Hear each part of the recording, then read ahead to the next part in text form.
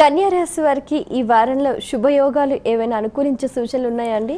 రెండు గ్రహాలు సహకరిస్తున్నాయి. లక్ష్య సాధనని పొందాలి అంటే బాగా పనిచేయాలి. దశమంలో చంద్రుడు, 6లో కేతువు. లక్ష్యం నెరవేరుతుంది. విజయమే ధ్యేయంగా పనిచేయండి. ప్రతి పనిలో శుభాన్ని ఊహించండి. చెడు ఏమాత్రం మనసులోకి రానియవద్దు. బంధుమిత్రుల సలహాలు ఇప్పుడు అవసరం. ఏ పని చేసినా కలిసి నిర్ణయం తీసుకొని అప్పుడు చేయండి. కుటుంబ సభ్యులతో విభేదాలు వచ్చే అవకాశం ఉన్నది. నిదానంగా మాట్లాడండి. అపార్థం చేసుకోవద్దు. మనసు చెప్పినట్లుగా నడుచుకోండి. త్వరలోనే అదృష్టయోగం ప్రారంభమవుతుంది. బాగా శ్రమ చేయండి. విశ్వాసం మిమ్మల్ని ప్రతిఫలాన్ని అందించే విధంగా, పొందే విధంగా నడిపిస్తుంది.